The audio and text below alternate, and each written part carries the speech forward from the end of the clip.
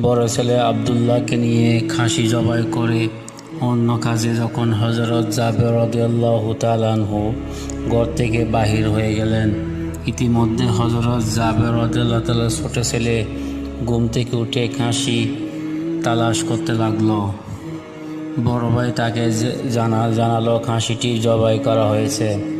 ছোট ভাই বায়না ধরল, খাসি কিভাবে জবাই করা হলো তা আমাকে দেখাও। বড় ভাই ছুরি হাতে করে ঘরের পিছনে গিয়ে বলল, এখানে খাসিটি জবাই করা হয়েছে। ছোট ভাই জানতে চাইল, কিভাবে খাসিটি জবাই করা হলো আমাকে একটু দেখাও। বর্ণনা করে বোঝাতে না পেরে অবশেষে বড় ভাই বলল, তাহলে তুমি মাটিতে শুয়ে পড়ো, আমি তোমাকে দেখাই। ছোট ভাই মাটিতে শোয়ার পর বড় ভাই তার